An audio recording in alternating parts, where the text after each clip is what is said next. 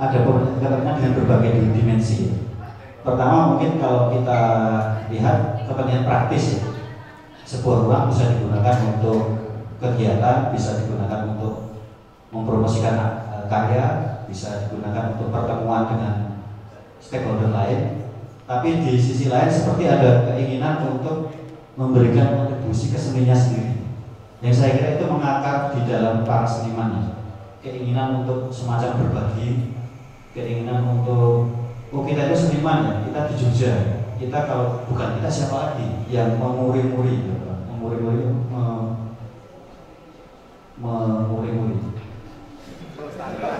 melestarikan, merawat dan melestarikan apa yang kita kerjakan bersama.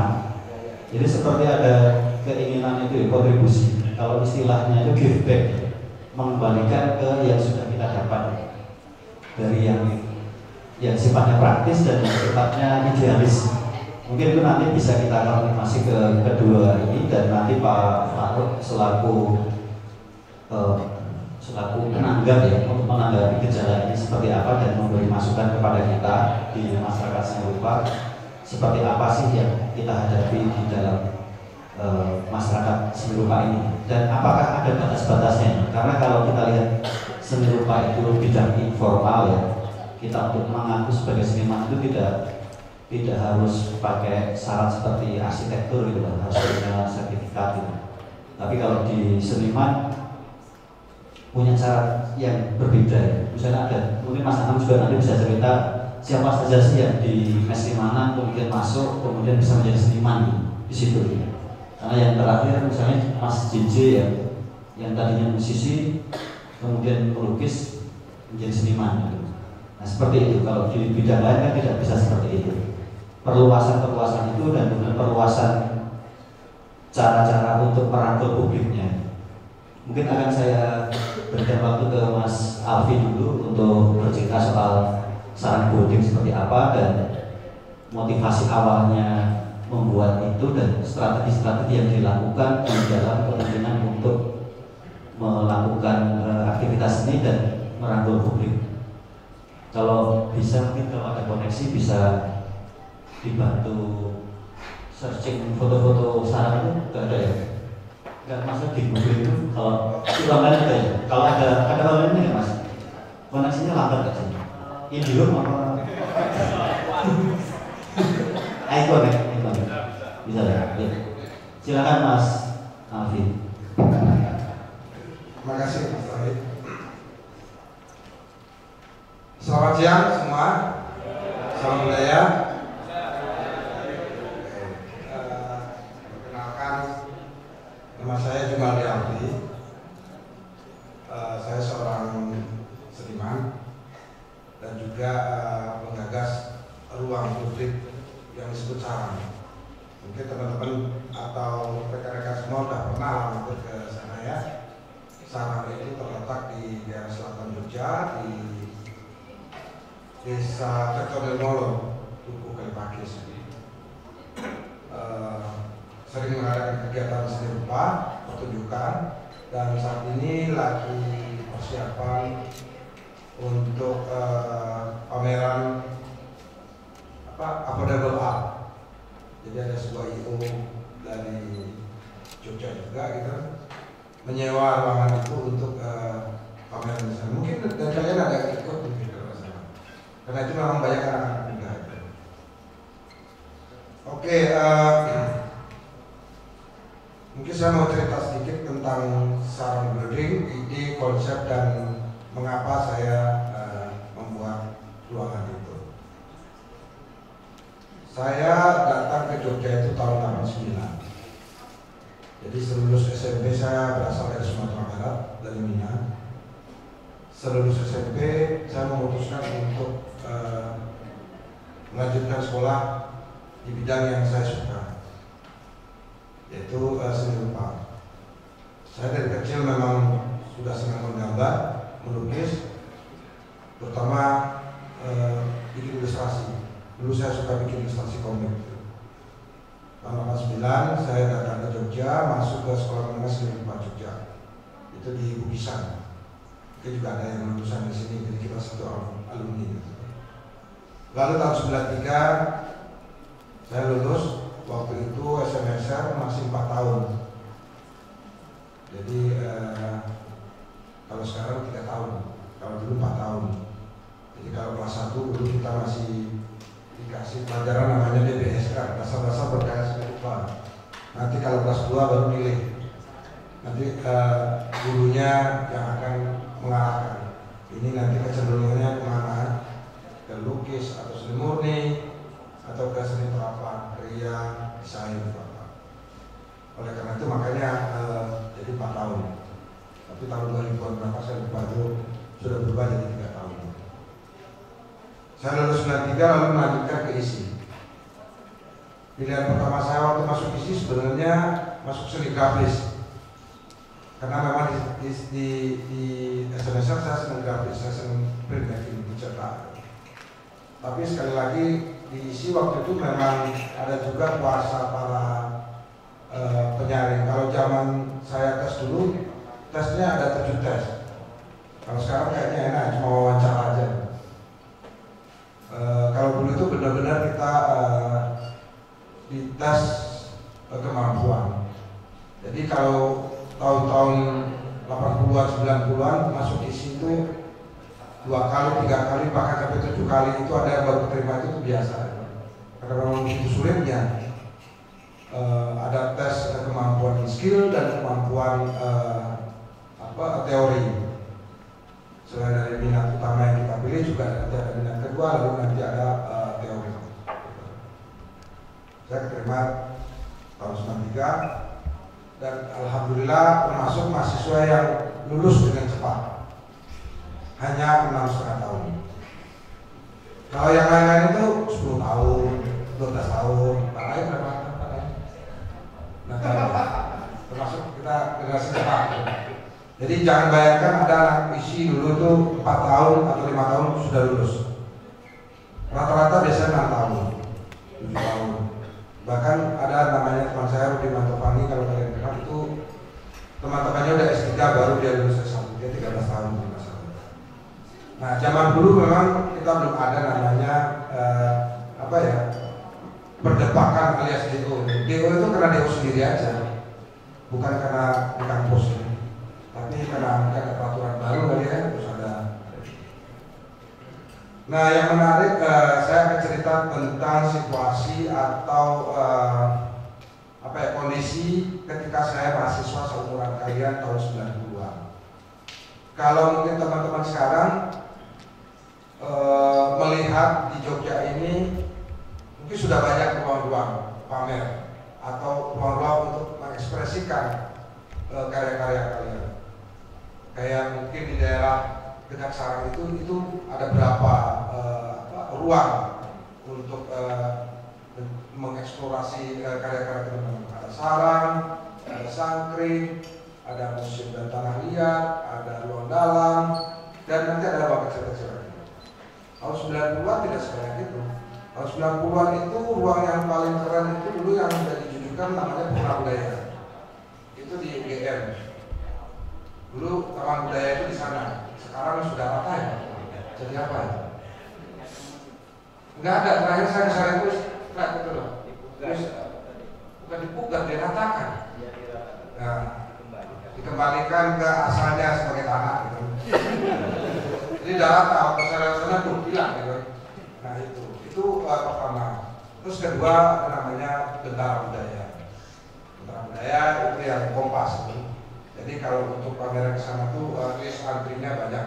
Dan kalau buat mahasiswa tuh walau-walam kalau masuk ke sana. Nah, ada tuh kelas mahasiswa namanya Karta Pustaka. Sekarang pun sudah almarhum. Dulu pindah-pindah dia tempatnya. Saya kedapatan Karta Pustaka waktu yang di Kota Baru. Ya. Nah kalau ruang alternatif sini baru satu namanya Cemeti. Dulu Cemeti Art Modern. Nah kalian bayangkan bagaimana hanya ruang segitu kita seniman setiap tahun bertambah harus berkompetisi untuk mendapatkan ruang. Nah karena semakin tahun listnya semakin banyak, akhirnya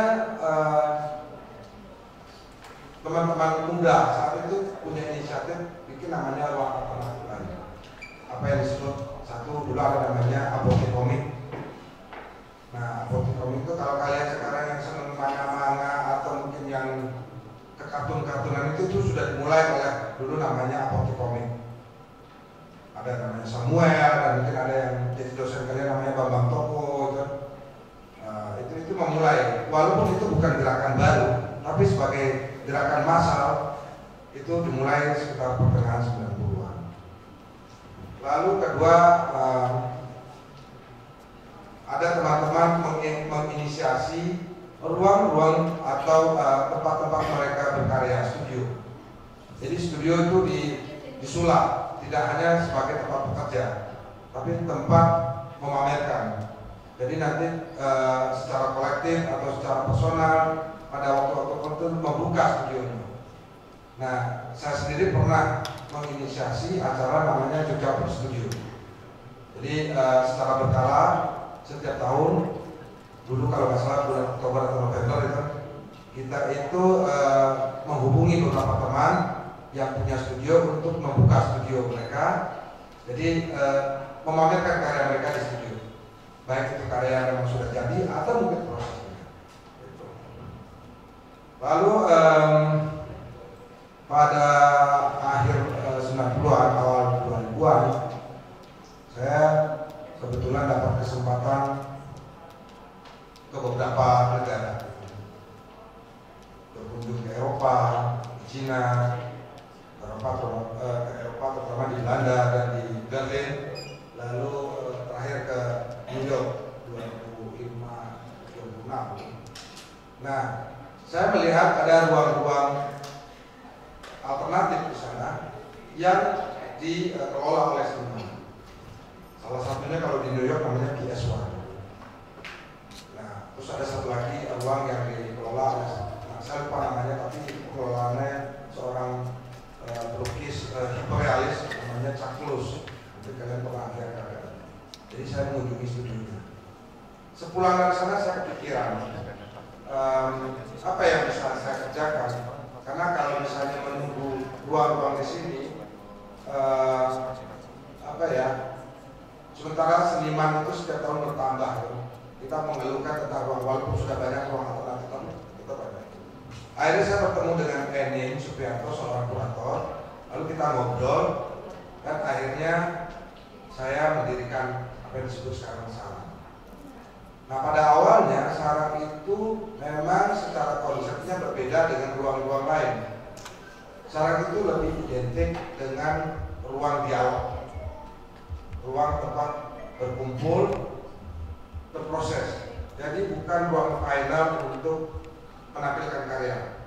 Makanya kalau teman-teman nanti melihat ke selatan sana ada sekarang yang ada warungnya itu ada warung itu ada sarang itu ada ruang kaca gitu. Itu memang diniatkan bukan sebagai ruang pamer tapi sebagai ruang interaksi. Jadi saya memilih jalur itu karena kebetulan di waktu yang sama itu teman saya Putu Sutawijaya sudah membuat ruang yang cukup besar. Lalu Yuniza juga bikin namanya Jogja Art, lalu Hugo bikin. Nah, saya melihat bahwa ruang untuk mempresentasikan karya atau pameran itu sudah cukup. Tapi ruang untuk berinteraksi, beradu gagasan itu kurang. Nah, program awal-awal Sarang itu dulu adalah apa yang pernah saya rasakan, yaitu namanya residensi.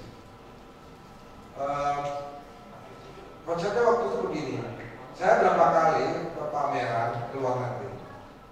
Namun di luar negeri mungkin kita di sini gaungnya sepertinya wah keren ya, luar negeri pameran di Berlin, pameran di galeri di Milan, di mana.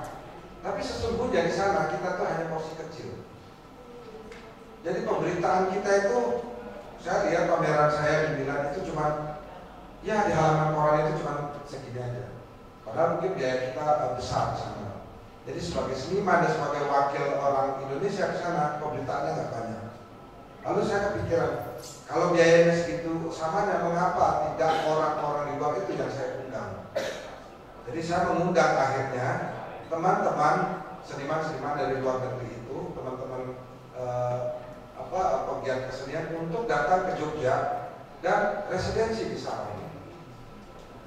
Biaya mungkin saya akan menyiapkan tempat, tapi biaya untuk hidup untuk apa mereka cari sendiri.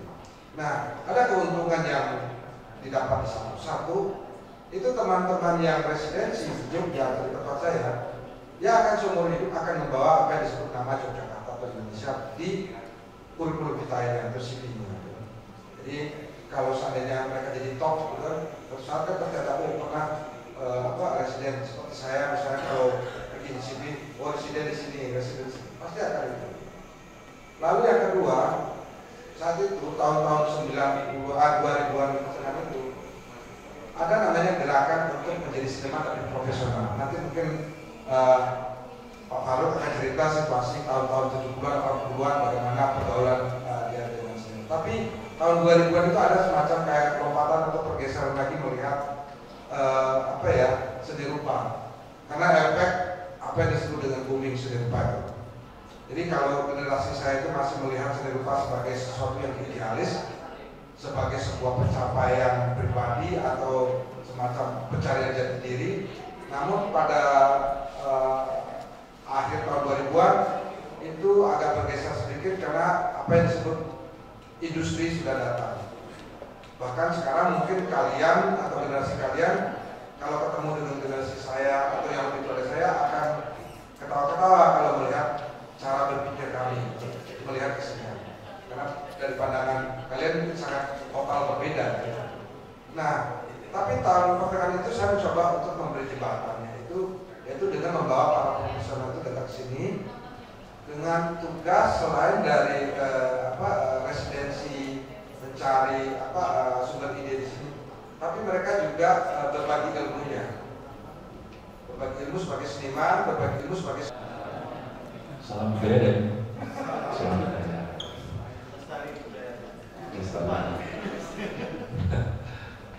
Nama saya Anang Sabtoto. Mungkin saya akan langsung menuju atau menceritakan mes 5 langsung ya. Cuman mungkin saya akan flashback sedikit karena ini hubungannya dengan pertanyaan Mas Karim di awal tadi. Syaratnya apa ya? Di mes terlibat harus senimankah? Saya mengawali semua ini masih sangat jauh dengan Mas Alfi mungkin ya, apalagi Pak Faruk. Tahun 2000 itu saya mengawali kuliah di seni. Saya mengambil jurusan desain komunikasi visual di ADVI. Terus saya mengambil lagi double itu jurusan televisi di Fakultas Seni Media Institut Seni Indonesia. Nah, dalam prosesnya itu tahun 2002 awal mula komunitas mes 5 ini di launching istilahnya itu 2002.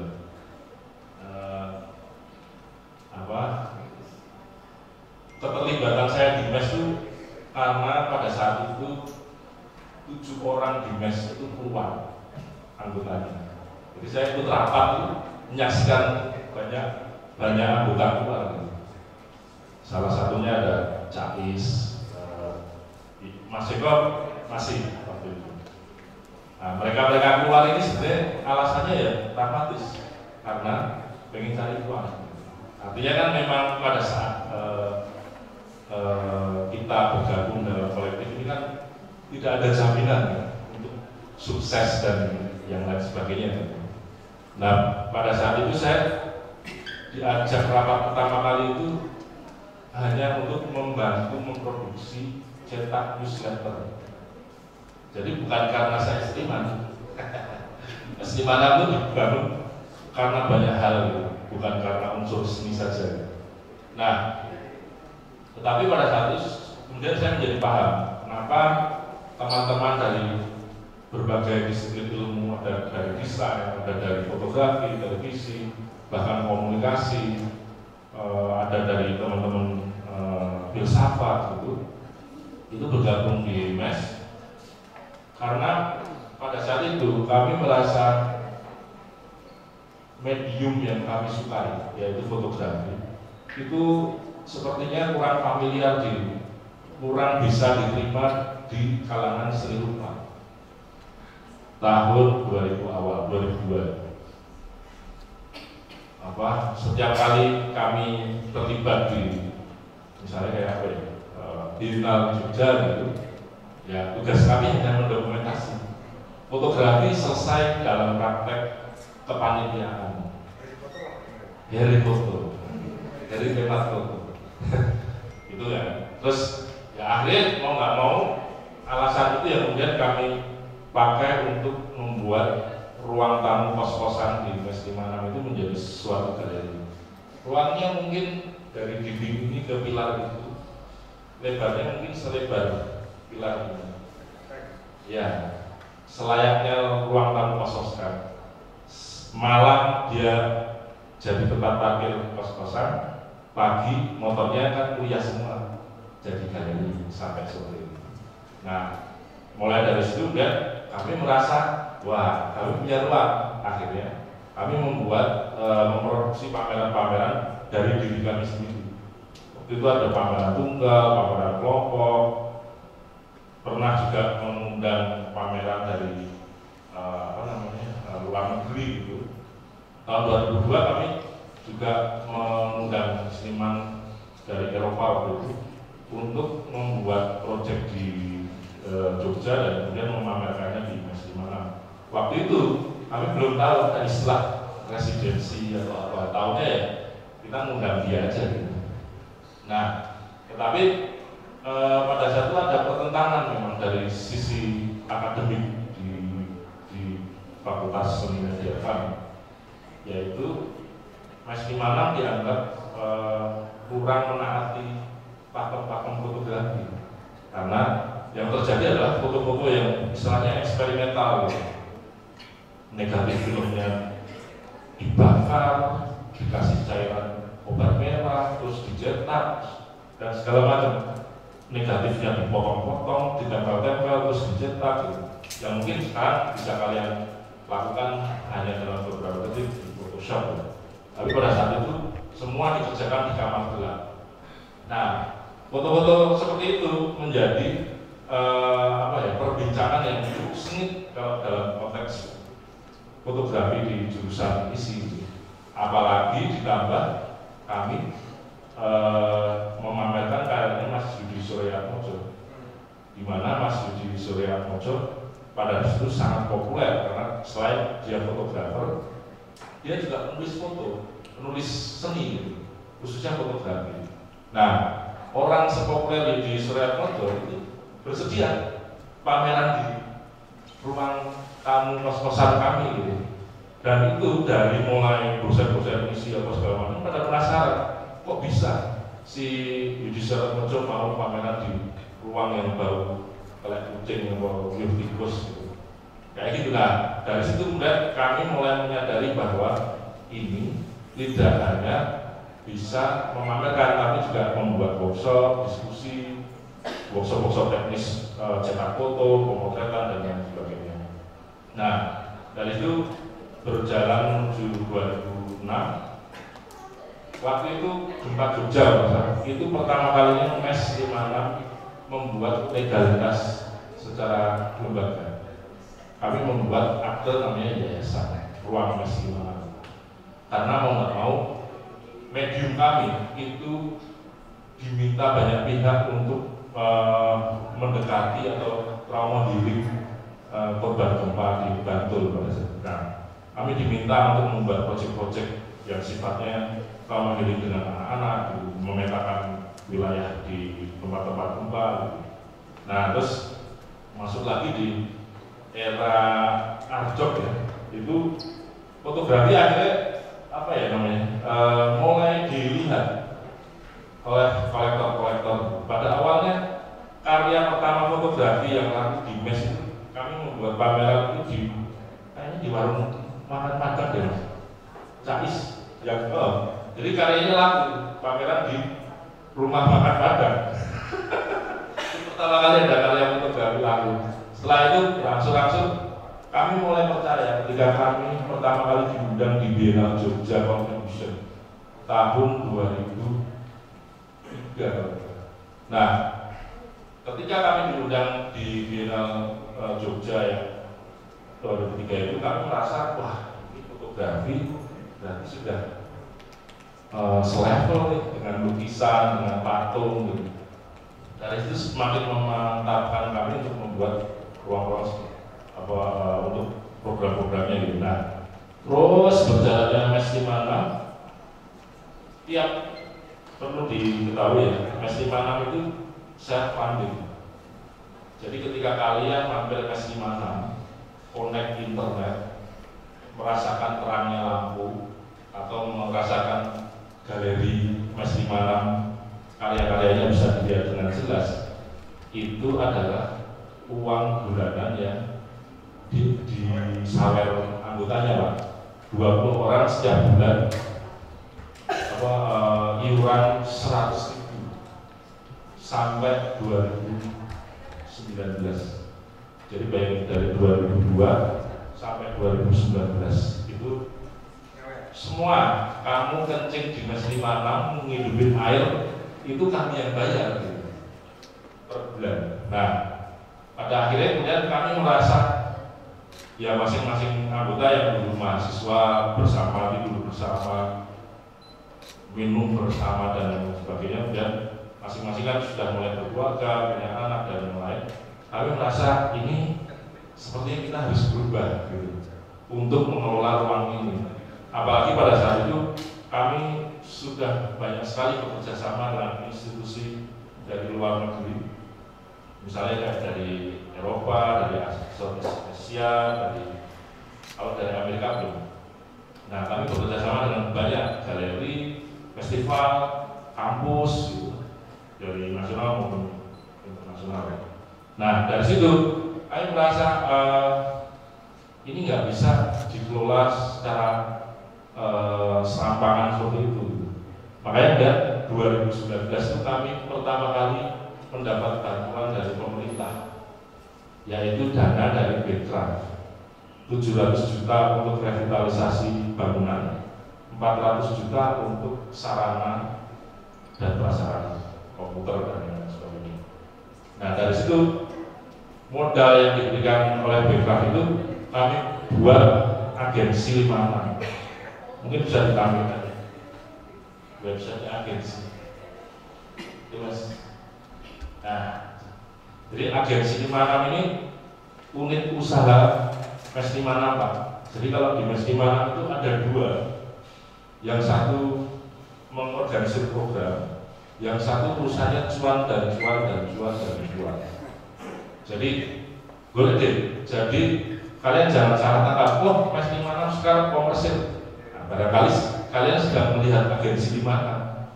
Kalau agensi 56 jelas komersil, karena dari 2020 kami launching tanggal 28 Februari 2020. 2 hari setelah kami launching, kami disuruh tutup. Kami dikasih surat edaran dari kampung, ruang ini harus tutup sementara karena COVID-19. Rasida kolektif. Baru launching agensi, baru tutup.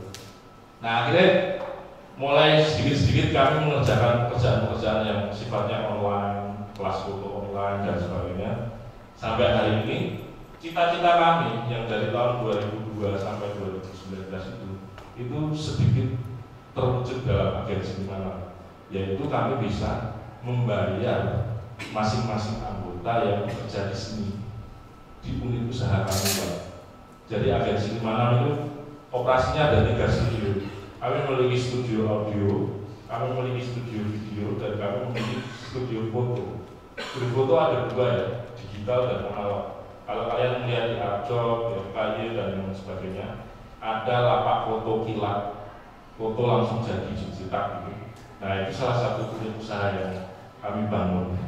Nah, dari situ kemudian kami separuh otak kami berpikir mengenai konteks kreativitas seni kontemporer, separuh otak kami berpikir bagaimana supaya lampu ini tetap nyala. bagaimana supaya meteran listrik itu nggak bunyi. Dulu kalau bunyi itu pura-pura nggak dengar, gitu. Nggak jelas iklan mati gitu. Sekarang nggak akan ada bunyi seperti itu. Kami memproduksi agensi setiap tahun, barangkali nggak banyak kalau dihitung secara jual beli lukisan saja.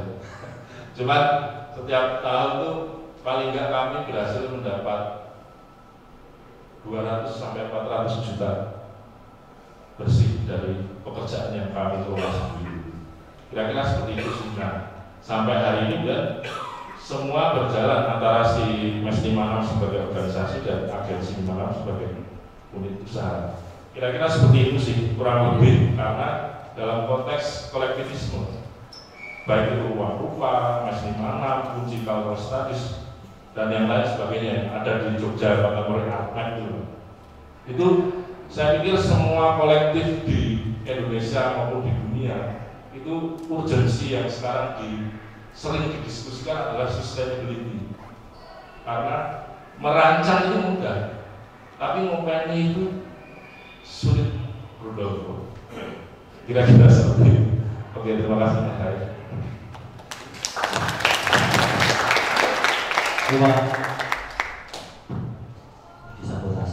Terima kasih Mas Anas Sabtono, tadi sudah mempresentasikan soal Mes 56.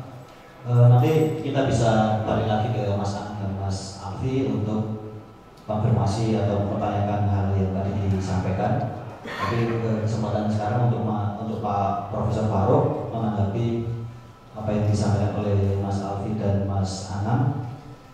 Misalnya seperti yang tadi disampaikan Alfi soal Jogja itu mungkin bukan hanya kampus ya, kalau di sini itu Jogjanya itu juga membantu ya untuk menyuburkan tumbuhnya masyarakat seninya, muncul dibuktikan melalui ruang-ruang ya. Kalau sampai sekarang pun mungkin masih banyak ya ruang-ruang kecil maupun besar, saran, santring, kemudian Mes 56, S House kolektif, kemudian yang mahasiswa juga beberapa bikin.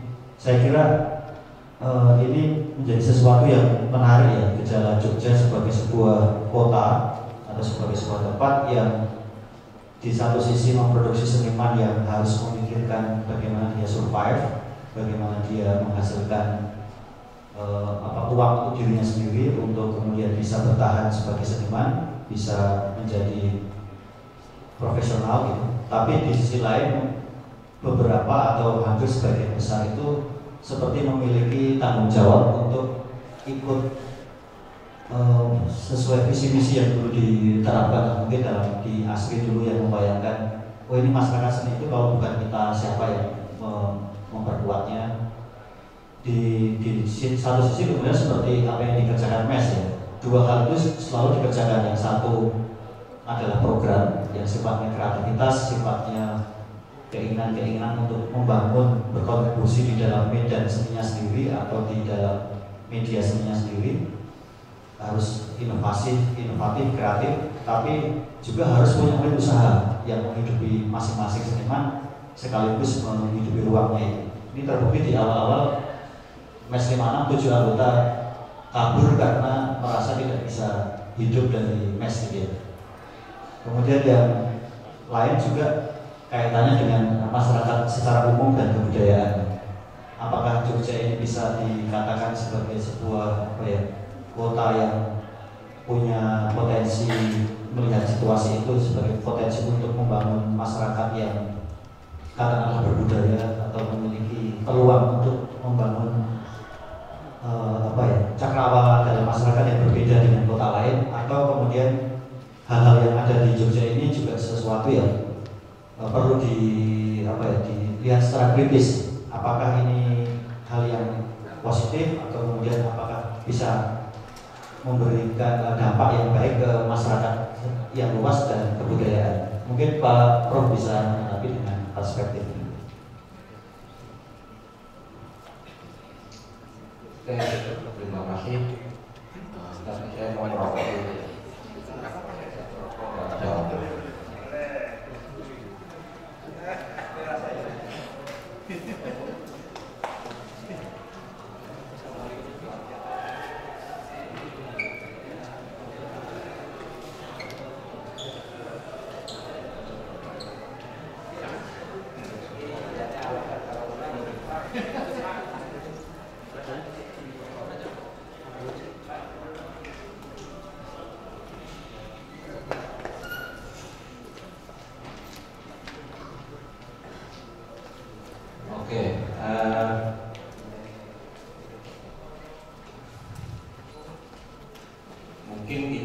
mau coba lihat dulu lanskap Jogja ya.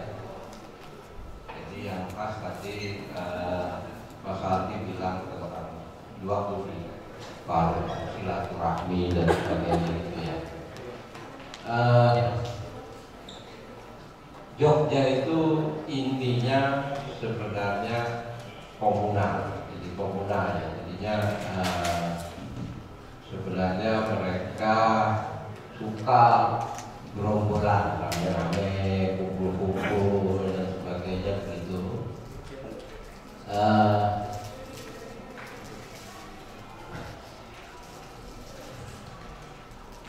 Jadi kalau kita melihat misalnya seperti acara-acara kayak gini, banyak orang yang datang, itu orang lain belum tentu datang.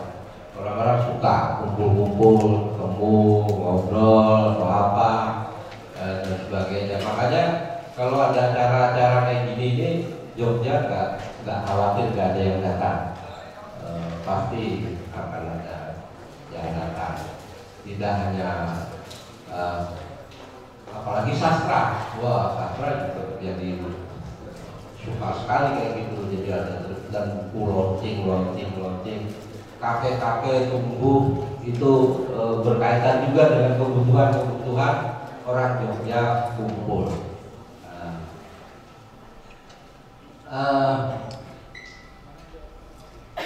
Tapi Jogja juga kelihatannya kumpul-kumpul, tapi juga individualis. Artinya itu begini, Jogja suka kumpul-kumpul, ketemu, tetapi sebenarnya juga setiap orang sebenarnya sendiri-sendiri. Jadi kumpul-kumpul itu kadang-kadang hanya kebutuhan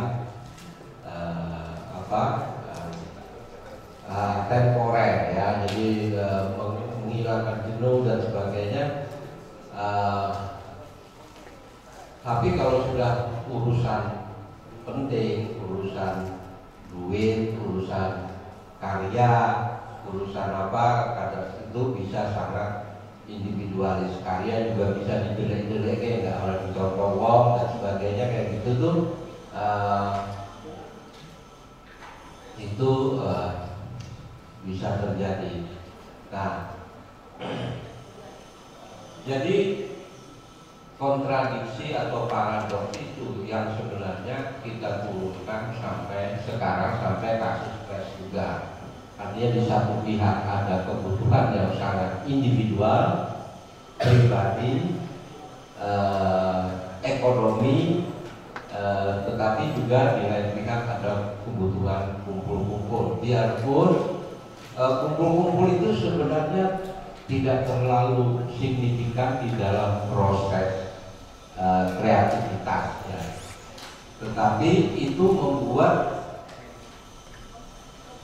kehidupan kesenian di Jogja itu kelihatan hidup gitu ya. Jadi kelihatan hidup. Nah itu kelihatan hidupnya itu sebenarnya itu penting gitu ya.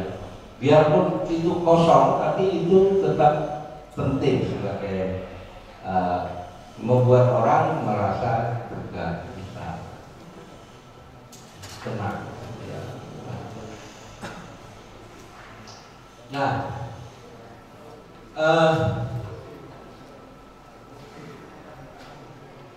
tapi untuk apa orang kumpul-kumpul? Nah ini masalah ya. Jadinya kelihatannya ada perubahan di dalam persoalan kumpul-kumpul itu.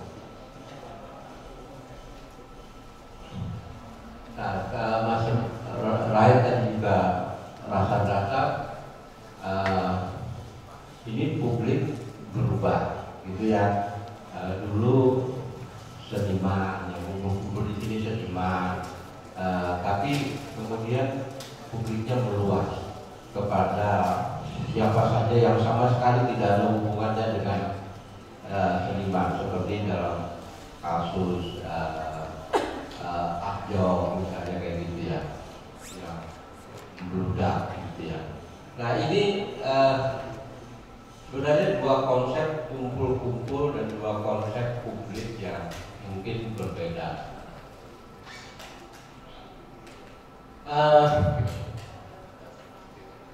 Ini perlu kita lihat mungkin tahun-tahun mulai 2000-an, mulai ledakan internet, macam-macam itu ya. Ini sebenarnya berlaku di seluruh dunia, di seluruh institusi dan sebagainya. Kita sebenarnya sedang memasuki apa yang kalau saya menyebutnya sebagai paradigma komunikasi dan paradigma marketing. Jadi marketing itu artinya paradigma komunikasi. Kalau marketing pasti komunikasi. Sebelumnya, nah ini cerita tahun 70-an dan sebagainya. Ini paradigmanya adalah paradigma produksi.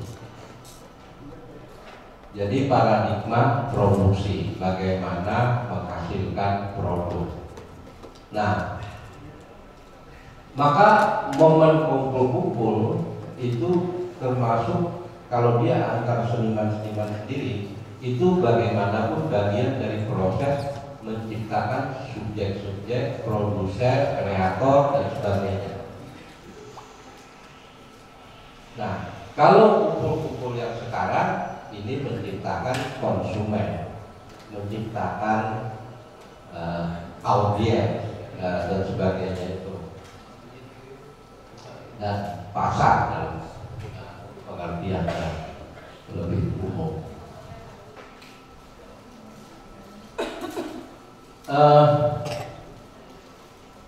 Ketika kita hidup di dalam paradigma yang pertama, yaitu produksi, seniman itu urusannya hanya dengan objek. Jadi seniman bisa asik sendiri dengan objeknya, dengan cat, dengan kanvas, dengan macam-macam. Dia bisa berada di dalam kesendirian.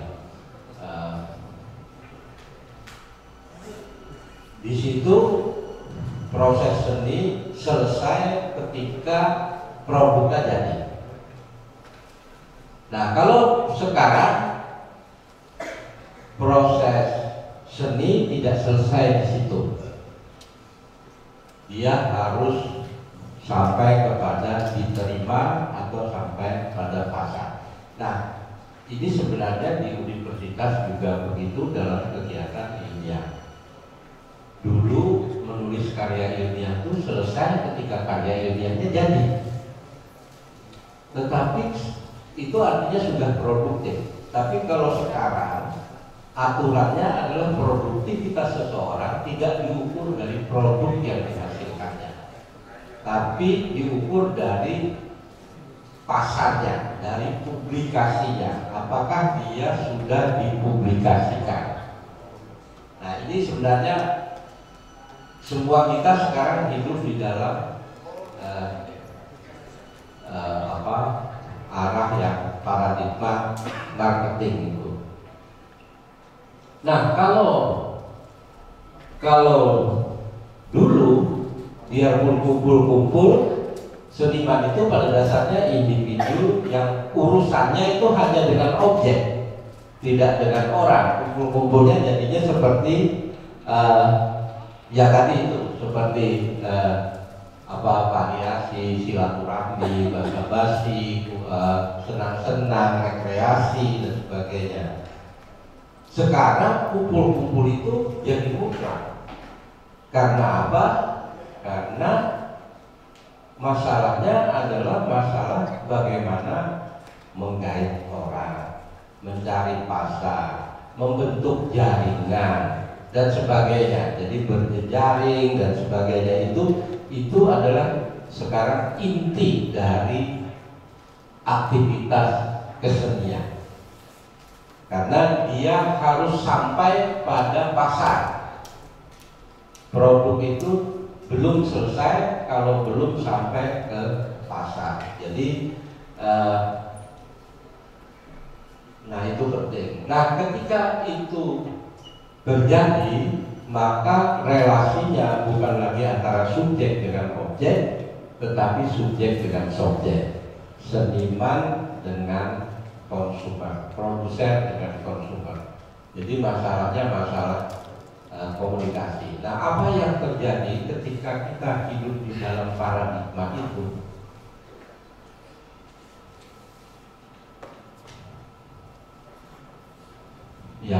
Yang menjadi penting adalah mediator yang menjembatani produsen dengan konsumen. Siapa itu? Event organizer. Nah, itu yang menjadi penting dan itu akan menjadi satu karir tersendiri. Itu menjadi profesi yang tersendiri dan mungkin dia akan lebih kaya dari produsennya. Itu bisa terjadi seperti banyak mediator. Artinya istilahnya itu pedagang lah ya, artinya yang perantara antara petani dengan pembeli, lalu ada pedagang, kelontong, membawa gerobak, ke sana, ya brokernya. Dan logika itu berjalan kalau kita melihat di dalam dunia penerbitan misalnya, ya dana marketing itu sangat-sangat jauh lebih tinggi daripada dana produksi. Kalau penerbitan buku itu 60%, 70%, produksi ya 10% itu atau berapa gitu ya. Jadi memang di situ yang utama. Jadi perannya itu menjadi besar dan karena itu sebenarnya kalau kasus mes misalnya antara dua itu, kalau kejepit sebenarnya produksi itu bisa kalah tuh. Tiba-tiba nanti ngurusinnya orang aja dah, kita nggak perlu produksi sendiri, bisa aja kayak gitu. Ngapain susah-susah gitu kan, kayak Singapura jadinya kan, ngapain Singapura susah-susah gitu kan, dia ngurusin punya orang aja misalnya. Itu bisa terjadi dan itu memang proses yang memang sedang berlangsung seperti itu. Nah,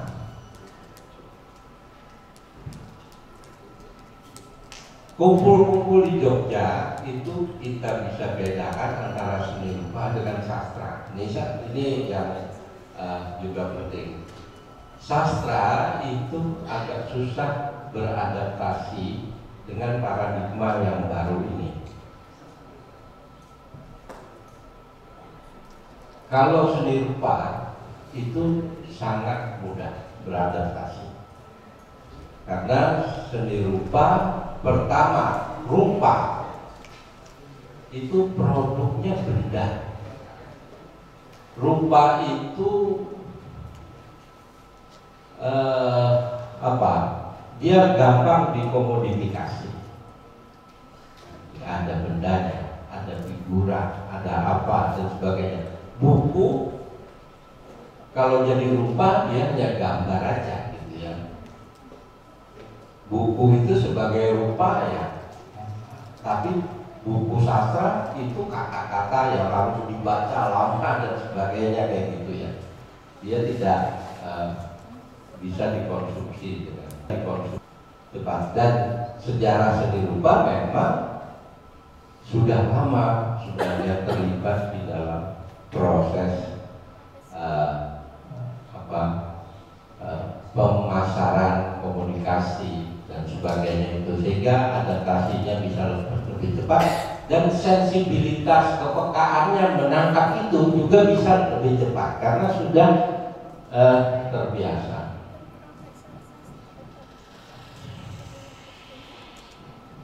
Nah, kalau di dalam sastra itu kumpul-kumpulnya belum menghasilkan apa-apa.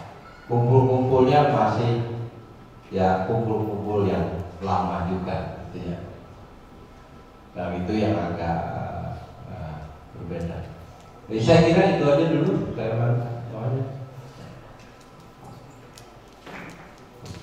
Tangan untuk Bapak. Saya kira menarik sekali apa yang disampaikan soal perubahan paradigma ya, terutama dulu di era 70-an sampai 90-an paradigma produksi, di mana perbincangan energi dari kumpul-kumpul itu diarahkan ke dalam produksi dan sebenarnya sehingga relasinya adalah antara subjek dengan objek. Sehingga itu kita alami ya di era-era itu, dan kemudian di yang kekinian lebih sekarang itu kita masuk ke paradigma marketing yang lebih ke komunikasi, bagaimana relasi antara subjek dengan subjek yang tadi sudah disampaikan oleh Pak Farouk dengan baik, dan serupa sudah beradaptasi dengan paradigma itu, baik yang tadi disampaikan oleh Mas Alfi dengan saran yang membangun jejaring, bagaimana produksi seni itu atau karya seni itu tidak selesai ketika diproduksi, tetapi dia harus sampai ke publik ya, baik dengan cara membangun jaringan, membangun pasar, dan menciptakan jejaringan, menciptakan relasi-relasi dengan subjek yang lain. Kemudian juga yang dilakukan oleh Mas 56 dengan yang disampaikan Mas Anak Sabtono tadi. Untuk kita lanjutkan saran-saran ke audien ya, yang mau bertanya silahkan. Nanti kita masih punya waktu sampai jam 3 ya, 15 menit lagi ya. Masih 15 menit lagi. Silakan kalau mau ditanyakan dari ketiga narasumber itu, baik tadi dari Mas Anak Sabtono dengan Mas 56, bagaimana beradaptasi, bagaimana melakukan kreativitas dengan ruangnya, baik dia sebagai seniman maupun sebagai pelaku IO mungkin ya, menjadi mediator juga ya. Yang disampaikan oleh Pak Prof tadi juga menarik, bagi paradigma yang komunikasi dan paradigma marketing ini, peran mediator menjadi sangat krusial ya. Kalau di media sosial mungkin kayak startup itu juga Pak Prof, bagaimana project online itu justru mediatornya itu yang paling paling berkuasa ya. Pelaku-pelaku yang lain di jalan itu juga hanya difasilitasi dengan aplikasi untuk kemudian aplikasi itu berperan membangun jaringan yang diatur oleh algoritma. Silakan teman-teman bisa bertanya atau menambahkan sesuatu untuk saran-saran ini. Kami beri waktu, kami beri kesempatan 3 dulu. Ada yang mau menanyakan? Ya. Yang tanya dapat A itu dijamin oleh Mas Alfi. Kalau belum, mungkin saya ingin tanya ke Mas Alfi ya, terutama soal motivasi pribadi ya. Tadi kan kalau kesadaran paradigma itu mungkin kita tidak menyengaja ya, tapi kita terbawa gitu ya. Kalau dalam kasusnya Mas Alfi sendiri, ketika berpikir tadi setelah dari luar negeri kemudian ingin menciptakan ruang yang sama semangatnya dengan yang ada di luar itu, secara pribadi apa sih gitu? Karena secara pribadi kan kita tahu masa-masa itu seniman juga harus survive secara sendiri ya, harus produksi, harus jalan, kemudian harus menghadapi klien, harus kolektor, pameran dan sebagainya. Tapi kenapa masih tadi melakukan hal yang di luar job desk-nya, mengurusi ruang? Apakah ada motivasi yang sifatnya lebih idealis gitu atau lebih teknis? Ya. Ya tadi saya kan cerita bagaimana awal-awal ketika saya memulai karir gitu, Mas Arief. Jadi waktu saya datang ke Jogja, pikiran pertama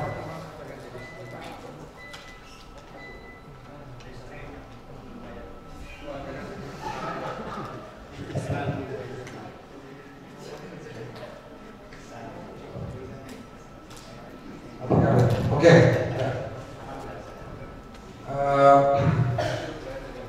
Ya karena waktu itu tahunnya pengen jadi pelukis, jadi datang ke Jogja pengen jadi pelukis. Namun seiring perkembangan waktu dan pergaulan yang saya jalani, gitu, akhirnya ada peningkatan atau mungkin perubahan apa yang saya alami. Saya mungkin masa yang apa yang disebut tadi oleh Pak Faruk tadi, generasi 90-an itu adalah generasi transisi.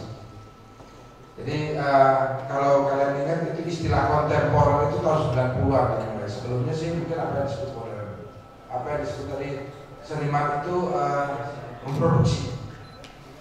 Nah, saya diajarkan oleh dosen-dosen saya yang punya pikiran seperti ini, sementara di sisi lain ada dunia berkembang ketika seni sudah dilihat sebagai sebuah peluang untuk menjadi selain dari karir profesional itu juga menghasilkan. Memang sebelumnya juga banyak sih seniman yang menghasilkan, kalau kita lihat mungkin apa dia tahu. Tapi itu hanya kasus-kasus khusus. Rata-rata semua seniman waktu itu ya memang bagaimana misalnya proses mencari jati diri, karakter apa gitu. Tidak memikirkan setelah itu ngapain, setelah produksi ngapain. Apalagi waktu itu memang ruang-ruang itu terbatas. Jadi kalau nonton pameran ya seniman itu aja. Jadi agak sulit menumbangkan para juara-juara bertahan di pameran itu. Nemunya seniman-seniman yang itu aja gitu, yang memang waktu itu mendominasi. Jadi anak-anak muda butuh waktu atau kalau nggak mendobrak. Nah, dari pergaulan-pergaulan itu saya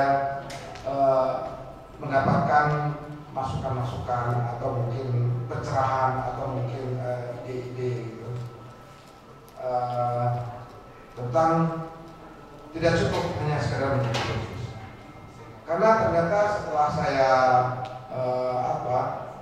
ada banyak macam-macam pikiran atau ide yang ternyata tidak bisa saya aplikasikan hanya kepada apa yang disebut lukisan. Sebuah konsep tentang kesenian tidak hanya pada lukisan. Nah, akhirnya kita bisa membuka ruang dan saya mengorganisasi peristiwa-peristiwa kesenian. Jadi kalau sekarang saya mengklaim saya bukan pelukis, tapi mungkin apa yang disebut aktivis seni, karena tidak hanya melukis yang saya kerjakan, tapi bagaimana juga mengorganisasi kawan-kawan, dan itu pun tidak hanya pada lintas seni, bahkan mungkin dengan sastra. Di tempat saya sekarang sering ada diskusi buku pun tidak hanya sekedar sastra sastra yang mungkin kita kenal ini, bahkan juga buku-buku yang kaitannya dengan antropologi atau macam-macam. Jadi itu menurut saya saling berkaitan, apalagi dunia sekarang. Dan yang paling sebenarnya akhirnya merubah mindset itu ya perkembangan teknologi. Tahun 90-an komunikasi kita itu hanya ya kayak ini, kumpul-kumpul seperti ini, informasi didapatkan dari kumpul-kumpul ini. Tapi saat ini mungkin kumpul-kumpul seperti ini untuk ukuran kalian itu mungkin walaupun tadi Pak Faruk mengatakan tidak akan hilang di Jogja karena sudah menjadi kultur atau budaya atau kepentingan, karena ada kepentingan di sana. Tapi bagaimana kumpul-kumpul juga sekarang mungkin dari kalian tidak hanya satu grup WhatsApp di HP kalian, ada beberapa dari itu sebenarnya juga kumpul-kumpul dalam bentuk digital.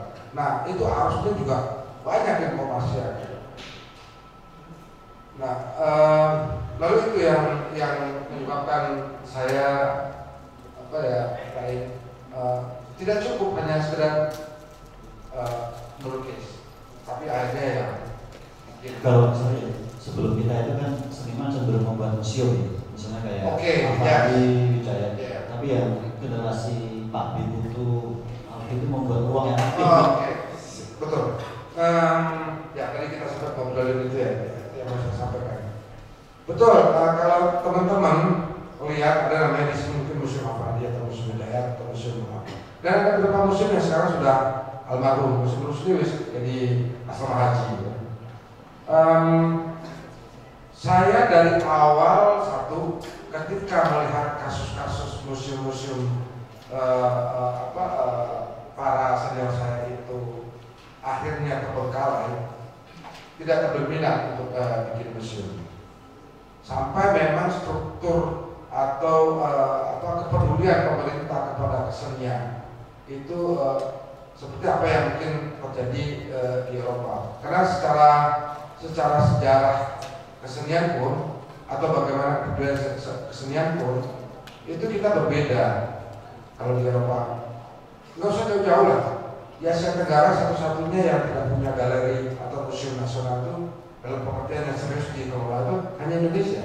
Bahkan negara Kamboja yang tanda kutip itu mungkin kita anggap keterbelakang, itu mereka punya museum nasional. Dan senimannya, koleksinya ada di MoMA, Museum Modern of Art di New York. Saya lihat kita tidak punya. Nah itu yang menyebabkan saya tidak tertarik bikin museum. Kedua, pengalaman melihat kasus-kasus dari internal para seniman senior yang membangun museum itu. Selagi memang senimannya masih hidup, museum ini sih oke. Tapi setelah museumnya senimannya meninggal, itu nggak bertahan lama, 1-2 tahun, bahkan mungkin tidak sampai 5 tahun terjadi kekacauan.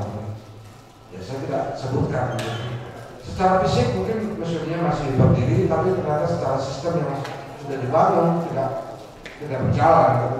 Karena itu tadi mungkin para seniman senior yang membangun museum, ketika mereka membangun itu hanya memikirkan impian mereka, tapi tidak memikirkan apa generasinya.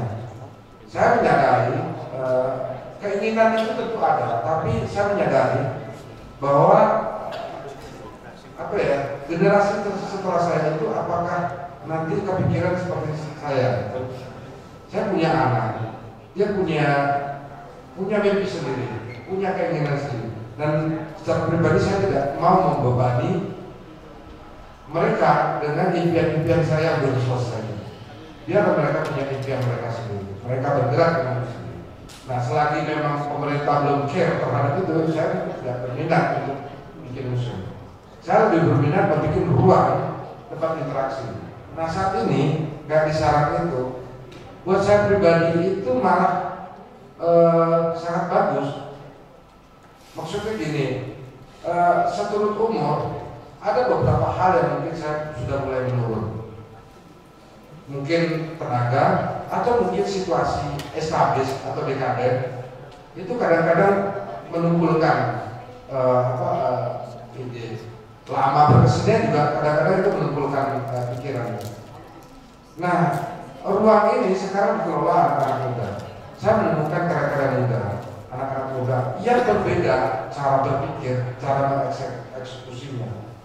Dan kadang-kadang secara visual saya tidak suka. Tapi ini yang terjadi saat ini. Nah itu menjadi semacam kayak stimulan buat saya. Wah, anak-anak muda seperti sekarang ini gesit sekali bergeraknya. Sementara kita yang mulai menua kok menjadi melambat.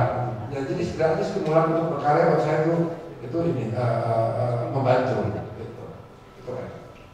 Jadi ruang sudah punya pengaruh ke proses kreatif sendiri gitu ya? Otomatis ya ternyata. Buat saya itu berpengaruh dalam proses berkarya saya. Jadi gini, akhirnya saya membayangkan seperti seorang olahragawan. Tentu ketika kita hanya latihan pukulin sang-sang sendirian di ruangan, kita tidak tahu pengorbanan sesungguhnya. Gitu. Nah, saya melihat anak-anak muda itu bukan sebagai lawan, tapi sparring partnernya. Sehingga ketika mereka mengeluarkan jurus-jurus baru, saya lalu introspeksi apa yang harus saya lakukan. Ya, dunia seni rupa ini cepat sekali pertumbuhannya. Nah, kalau kita tidak selalu terjaga, nah ini mungkin berbeda ya dengan mungkin pikiran anak-anak tahun 70-an, karena tadi saya bilang saya generasi yang pertengahan itu. kalau generasi 70-an atau 60-an mereka peduli amat lah. Yang penting saya gambar tetap gitu, mau dikenal orang kayak apa enggak. Tapi kalau generasi saya itu rasanya memang penting untuk eksistensi itu. Ya, eksistensi dibangun tidak hanya sekedar lalu dengan karakter khusus, tapi pergerakan. Gitu. Nah, anak-anak muda ini adalah semacam kayak vitamin lah. Iya. Ada yang mau tanya? Ya silakan. Mahal nggak? Itu sering support. Nama dari berbagai ini. Gini aja Pak. Orang mereka budak ya. Maju-maju dulu ya. Asli Mbak Grace Ayu namanya.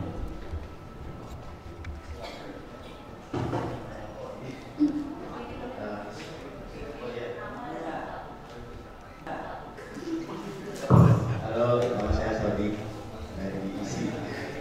Saya mau nanya ke Mas Anang Sabtono.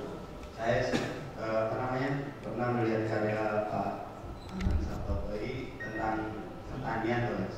Saya ingin tahu tentang pengetahuan Mas Anang ini antara memang Mas Anang berada di suatu daerah yang memang berkaitan dengan pertanian, atau Mas Anang melalui apa untuk mengetahui tentang pertanian tersebut, pendekatannya melalui apa, mungkin kerjasama dengan kolektif yang memang fokus di pertanian atau bagaimana Mas gitu.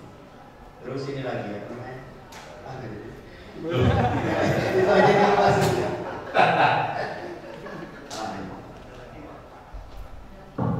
Ada lagi yang mau tanya? Selain Sodik.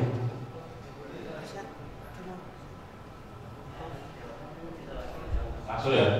Terima kasih. Ya, ini berarti ngomongin persoalan karya. Iya, tahu. Jadi secara personal saya sehari-hari pekerjaan saya itu grafik desain dan seniman.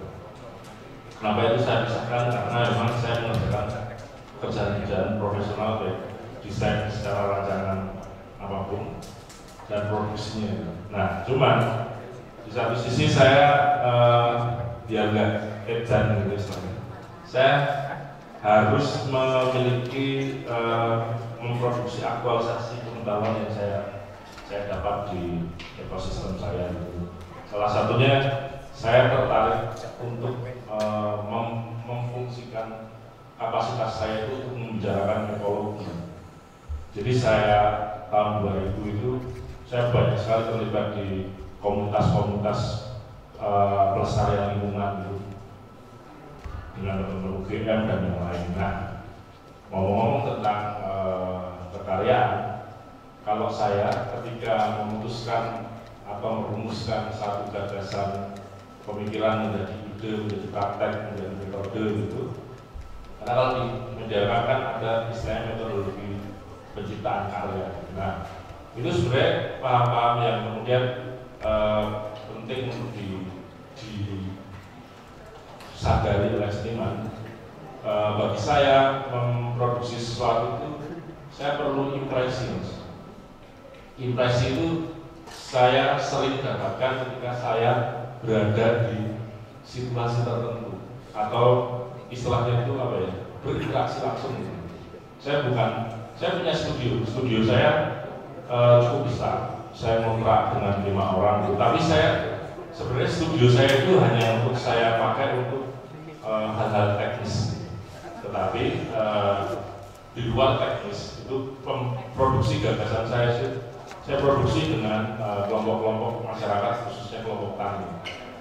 Pertanyaannya, kok bisa berhubungan dengan kelompok tani? Nah, awal mulanya sebenarnya sejak tahun 2009 gitu, saya sering diajak terlibat oleh teman-teman di lingkup organisasi pelestarian lingkungan, pendampingan hukum dan yang lain, dengan teman-teman Walhi, teman-teman LBH, aliansi jurnalis independen gitu. Ketika mereka turun-turun ke desa, ke lapangan untuk mendampingi warga-warga yang sedang terkena musibah alih fungsi lahan lah, kita sebut seperti itu memang unsur utama yang dikorbankan oleh pertanian, karena lahan-lahan itu kemudian dialih fungsikan, entah itu jadi bangunan, entah itu jadi industri atau perusahaan atau hotel dan lain sebagainya. Sampai yang terbaru kan mungkin kayak yang di Kulon Progo ya, 5 desa diratakan untuk landasan pacu pesawat karena dianggap ya sektor sudah tidak mencukupi. Nah, itu realita yang kita harus terima, bahwa yang dikorbankan akan selalu lahan-lahan kosong, yaitu pertanian, karena efek chaosnya itu terminalisir gitu ketika itu. Tetapi kan mau nggak mau tetap itu hilang. 5 desa itu nggak kecil, 5 desa itu besar sekali. Nah, dari situ saya merasa kenapa isu-isu krusial seperti ini, khususnya pertanian gitu ya, itu selalu diamplifikasi dengan bombardir ketika itu kasusnya sudah meruncing. Kenapa ini tidak didekatkan dari awal ketika seluruh persoalan belum ada? Nah, makanya kemudian saya itu pertanyaan batin sih waktu itu. Pada saat 2020 saya banyak menginisiasi dengan teman-teman itu membuat dapur umum waktu COVID itu. Nah, saya merasa sumber pangan yang diolah di dapur-dapur umum, baik itu dapur umum Bukintong dan yang lain itu kan menarik ketika sumber-sumber yang diolah di dapur itu diambil dari teman-teman petani. Nah, kebetulan saya memiliki relasi yang cukup dekat lah dengan beberapa petani di Kulon Progo, di Bukintong dan Bantul. Nah, kelompok-kelompok pertanian itu awalnya hanya saya ambil untuk konsumsi di dapur umum gitu. Nah, akhirnya kemudian saya punya ide ketika datang di lahan. Waktu itu saya datang di lahan semangka.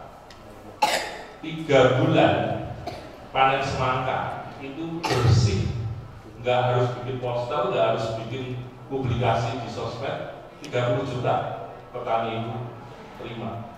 Apalagi sistem pertanian kita tumpang sari, di atas ditanam apa, di bawah ditanam apa, di pagar ditanam apa. Melon 4 bulan tanam melon itu bersih bisa 40 juta.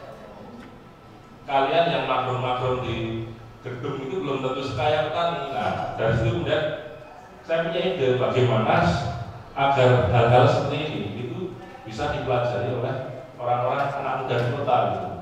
Nah, kemudian saya membuat namanya panen apa hari ini.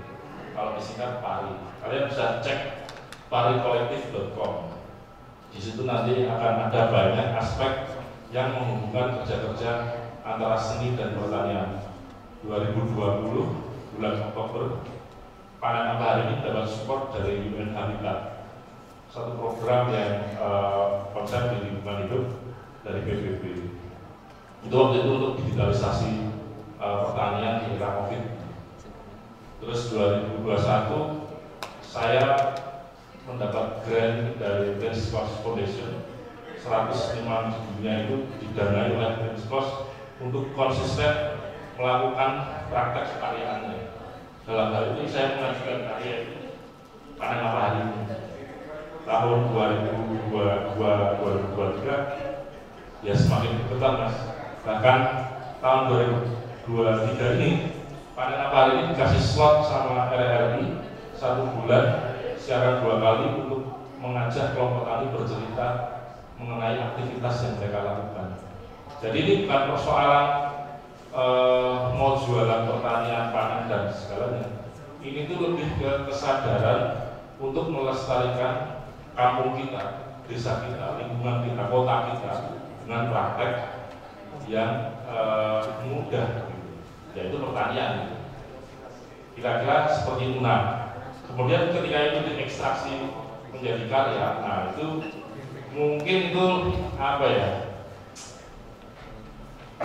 Bunga-bunganya yang kalian lihat di Arjo, yang kalian lihat di Nandur Serawung dan semuanya itu hanya apa ya, kilauan sedikit dari apa yang terjadi sebenarnya di lingkungan kampung gitu.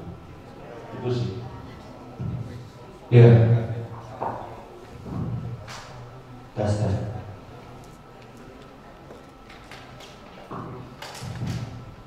Itu tadi dari Mas Anang yang juga sekaligus memberikan gambaran bahwa kontribusi seniman di dalam masyarakat secara umum juga dilakukan di tingkat produksi atau di tingkat kreativitas.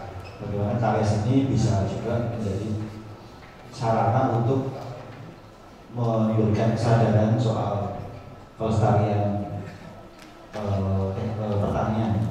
Karena kalau kita lihat di era COVID kemarin, kita baru sadar bahwa hal-hal yang sangat penting itu ternyata kadang terabaikan secara industri. Misalnya COVID itu yang penting kan kita bisa makan dan sehat ya. Kita tidak bisa liburan, kita tidak bisa yang lain-lain. Tapi yang kemudian seperti Mas Anang ini kemudian menyadari bahwa pertanian itu penting, tapi pelaku-pelakunya justru terabaikan dan bahkan mungkin ditinggalkan di tadi paradigma marketing itu. Ketika di paradigma marketing yang mediator itu punya peran besar, energi dan sumber daya itu banyak berputar di mediator ya. Tapi sering mengabaikan tadi tingkat produksi utama ya, yang kita makan sehari-hari. Jadi saya kira ide gagasan dari Mas Anang di panen hari ini sangat bisa memberikan gambaran itu. Kalau nggak ada yang mau tanya lagi, ada? Oh ada, ya silakan Mbak Ara. Perkenalkan Mbak Ara, namanya siapa Mbak Ara? Baik, nama saya Ara, saya dari Buku Seni Rupa. Saya mau tanya untuk Mas Alfi dan Mas Anang. Sekarang ini seni rupa ini sudah ruang seni rupa, pameran seni rupa itu sudah menjadi ruang yang tidak selektif lagi, Mas. Maksudnya semua kalangan, semua profesi itu bisa menikmati seni rupa gitu. Karena ada sosmed, jadi mereka langsung tertarik gitu untuk sekedar foto-foto gitu. Nah, sebenarnya dari itu apa sih yang diharapkan dari para seniman ini untuk apa yang diharapkan ke masyarakat yang non seni rupa ini, Mas, gitu. Terima kasih. Ya, ada lagi mungkin. Oh masih ya. Kurang apa ya? Halo, perkenalkan aku Aziz. Mungkin nyambut apa yang jadi tema yaitu ruang dan publik seni gitu. Kedua tadi pembicara itu berangkat dari kekurangan gitu ya pada masanya mengenai apakah itu ekosistem atau ruang. Nah, jadi sebenarnya apa sih yang sekiranya bisa ditambah gitu atau ditambahkan oleh calon seniman muda ini itu yang nantinya akan berjaya itu masanya itu yang menurut Mas Alfi atau misalnya masih kurang itu mungkin itu kekurangan tempat apakah, kekurangan laboratorium apakah gitu. Jadi sebenarnya apa sih gitu yang belum ada mungkin di Indonesia gitu. Makasih. Ya, terima kasih tadi Mbak Tara dan Mas Aziz. Langsung ditanggapi aja ya. Yang pertama tadi soal mulai inklusifnya ruang itu dari ada porsi di mana program itu diarahkan untuk internal. Itu kalau di internal sebenarnya kami itu memiliki program-program workshop capacity building. Dari mulai workshop Excel sampai workshop produksi kertas itu kami lakukan sendiri untuk menambah kapasitas kami. Nah, di luar itu kami juga punya prioritas kesempatan untuk pameran atau mengikuti residensi atau bukan gitu. Itu untuk internal. Sehingga mau nggak mau kami sebagai produser kami juga harus meningkat secara kapasitas. Makanya beberapa kesempatan memang diarahkan ke personal, tetapi juga kami punya agenda-agenda yang terbuka atau mengundang orang-orang luar untuk pameran di MES. Nah, tadi kan di kantin sempat bilang kalau kok sekarang di MES pameran bisa gitu ya. Nah, kami merasa seperti ini. Memang secara awal mes dirancang itu sebagian besar kami adalah fotografer yang adalah kuliah di fotografi divisi. Nah, berjalannya waktu mulai ada anak-anak desain, ada anak-anak video, film. Kami merancang beberapa program, salah satunya kayak bioskop di mana, atau mengkurasi karya-karya video, gitu. Sampai kemudian di pasca 2016, kami merasa tidak bisa hanya bergerak di dua medium, fotografi dan video, karena kalau ngomong kontemporer harusnya ini semua bisa ditampung gitu. Meskipun secara basic kalau ditanya person to person barangkali berbeda-beda, karena misalnya si A secara kekaryaan dia prosesnya skenografi, si B secara kekaryaan dia prosesnya develop di kamar gelap, si C masih konsisten kemana-mana bawa kamera membuat. Nah itu kalau secara basic kami itu masih memiliki kecintaan terhadap medium-medium tertentu.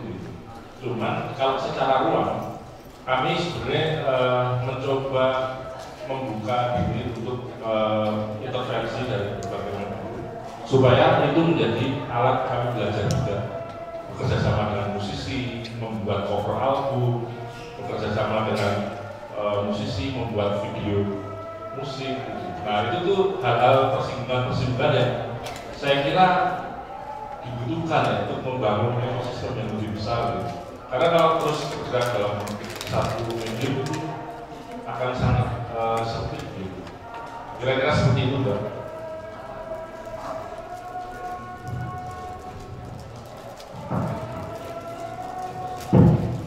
Dilakukan di peristiwa di masa yang makin inklusif, misalnya penikmatannya juga, dan termasuk kalau tadi disarankan akan fokus kepada proses dan interaksi, apa yang dilakukan strategi yang ditempuh maupun pandangan dari Mas Alfi sendiri soal ini keterbukaan publik dan juga bagaimana membangun strateginya membangun publik yang makin luas itu.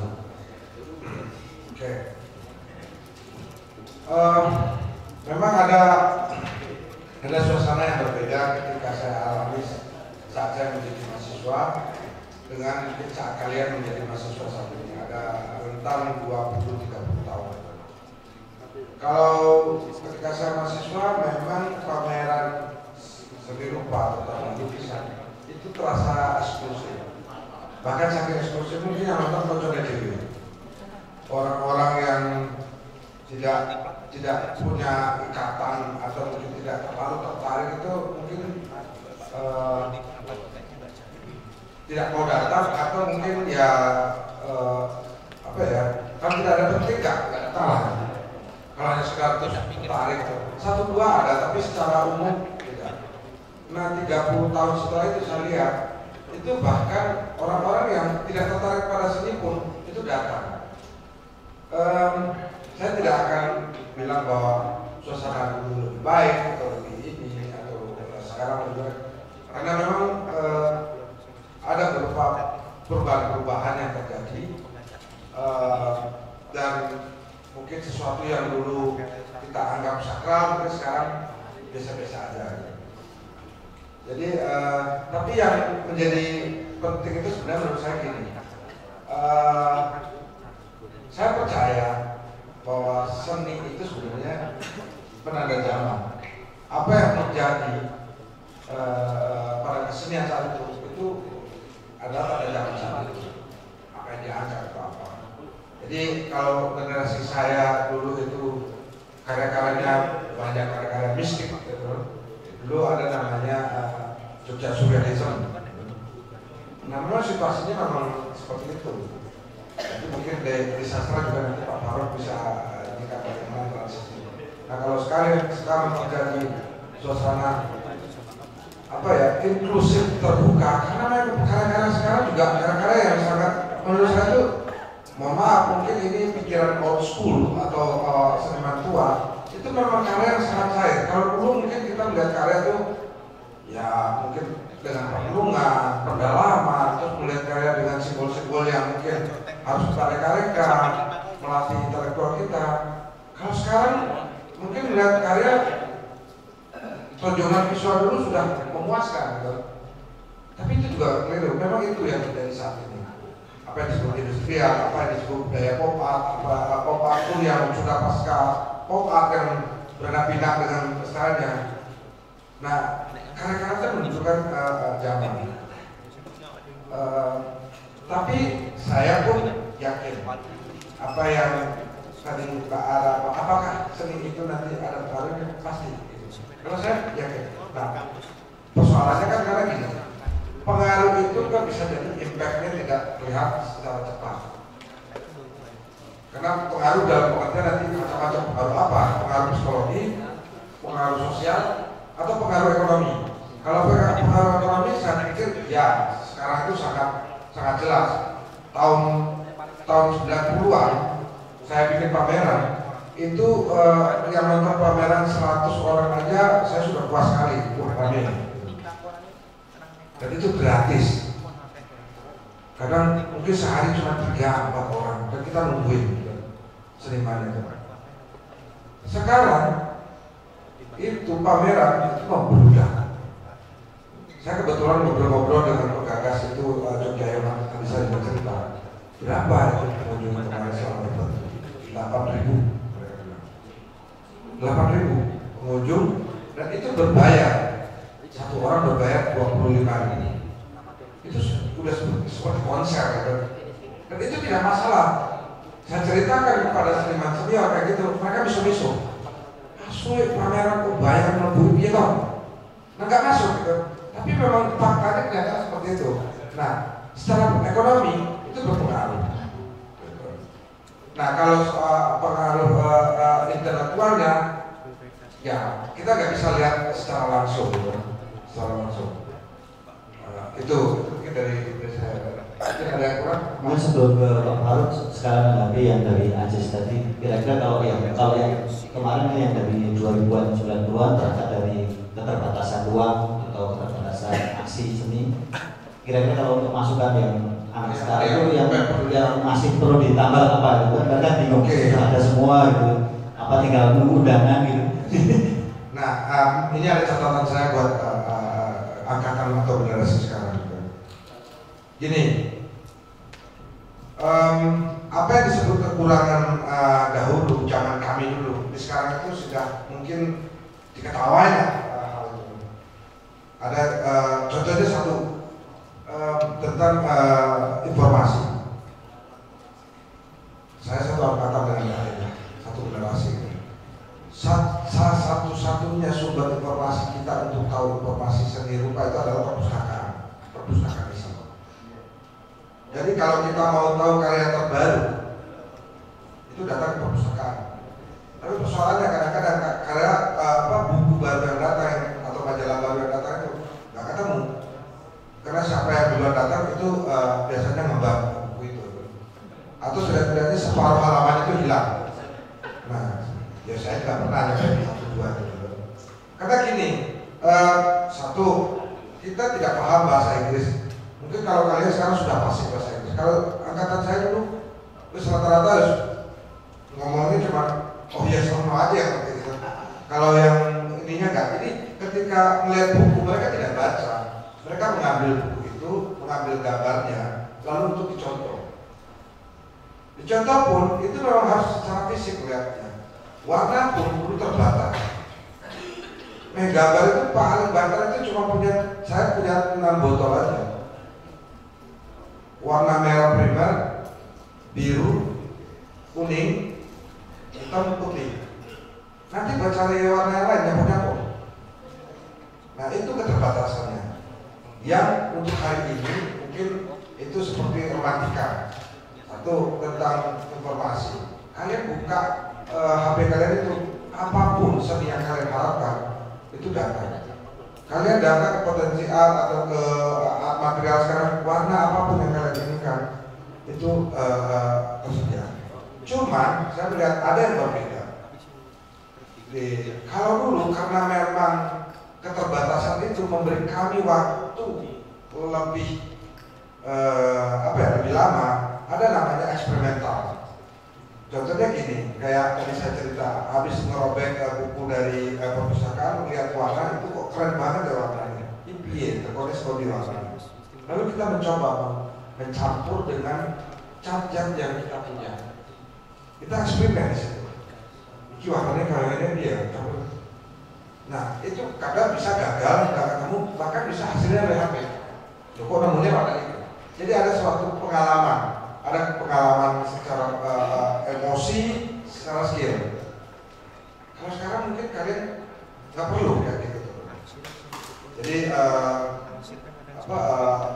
langsung aja ada warna pakai. Halo, selamat datang Samuel. Senang sekali kedatangan Samuel. Itu. Dan kedua, karena mungkin kalau dulu tahun 90-an pilihan menjadi seniman itu benar-benar yang orang-orang yang militan. Satu, masa depan itu belum terbayangkan sampai saat ini. Kalau saya menggambarkan ini, angkatan 90-an, 70-an, 60-an ke sana itu, dia masuk dunia seni rupa itu pasar itu di belakang. Jadi tidak pernah membayangkan, saya tidak pernah membayangkan saya akan membangun sarang gitu. Saya hanya ingin datang ke Jogja pengen jadi pelukis. Bahkan saya masih punya buku. Tahun waktu saya masuk isi, saya menulis, saya senang nulis itu. Saya punya buku di diary saya itu, saya tulis. Saya datang ke Jogja pengen jadi pelukis. Kalau suatu saat dengan jadi pelukis itu saya menjadi pendapat finansial yang bagus atau menjadi kaya, saya terus menjadi kaya. Saya tidak ingin kekayaan itu membuat saya menjadi pelukis yang buruk. Mending saya menjadi pelukis baik miskin daripada menjadi pelukis baik, pelukis kaya yang buruk. Itu yang saya tulis. Nah kalau sekarang berbeda, saya tidak bisa pikiran dan tidak bisa bilang bahwa itu salah. Kalian, dengan sekalian datang ketika apa yang disebut market di depan kalian. Rata-rata mungkin masuk, oke aku pengen masuk lukis karena saya pengen terkenal, saya pengen sugih. Dan itu tidak masalah, itu menjadi karir. Karena pengen jadi seperti itu. Dan apa? Karena memang teknologi informasi mengatakan begitu. Jadi mungkin hanya 1-2 dari kalian yang akan berpikiran saya ingin melukis atau berkarya, ingin menjadi pencarian jati diri. Terus dia mau dewe ini. Rasanya kayaknya nggak ada zaman sekarang. Kalau generasi saya masih banyak. Jadi kalau dulu itu gila atau rodo-rodo stres itu karena nggak ketemu dengan dirinya. Kalau mungkin generasi sekarang stresnya kok suwe topeng, kok kocok-kocoknya bisa. Tapi sekali lagi itu tidak ada yang jadi apa yang dulu apa yang disebut tambal sulap mungkin pengalaman itulah. Saya bisa bercerita kayak ini, mungkin ada kekurangan yang bisa kalian ambil sebagai nanti jangan terjadi. Pun begitu juga, saya tidak akan menambah, tapi saya akan juga mengambil pengalaman dari apa yang kalian. Karena sekali lagi, saya percaya kalau namanya profesi seniman itu nggak ada pensiun. Memang mungkin nanti ada namanya kalau yang lulus, ya belum tentu yang lulus itu akan jadi seniman. Yang nggak lulus yang DO juga banyak kok. Kayak tadi Rain bilang itu, ijazah tidak menentukan. Tapi menjadi seniman, kalau menjadi seniman ya, lain kalau misalnya tukang gambar bisa pensiun. Tangannya coklat orang gambar. Ya toh? Tapi kalau seniman itu sekali lagi, seniman kalau menurut saya opini saya, nanti dia cuma benarkan. Seniman itu menurut saya itu adalah pengetahuan, intelektual, pemikiran. Nah, kalau kalian sudah masuk isi dan membaptis diri kalian menjadi seniman, berarti yang pertama kalian baptis itu otak atau cara pikir. Tangan atau bahkan nanti apa yang disebut skill saat ini sudah terbukti. Bahkan ada yang mungkin kita cuma diam aja, hanya klik tek apa yang disebut AI. Nah itu terjadi. Tapi brain atau intelektual itu enggak. Nah suatu saat mungkin aja saya lumpuh. Umur saya mungkin sudah 60, saya nggak bisa apa-apa. Tapi pikiran saya tidak akan, kalau masih berjalan, saya ingin tetap berkarya. Nah, tidak ada skillnya. Nah, makanya saya bilang satu-satunya profesi yang sampai saat ini menurut saya ya nggak ada pensiunnya. Ada guru besar yang pensiunnya ya Pak ya? Orang ya, dosen yang pensiun, polisi yang pensiun, dokter yang pensiun, nah guru besar pensiun, seniman, nah seniman bisa pakai sendiri, maka saya lihat budaya nggak ada istilah ex seniman, ex polisi kok. Mungkin itu dari saya, lebih kurangnya mohon maaf. Assalamualaikum warahmatullahi wabarakatuh.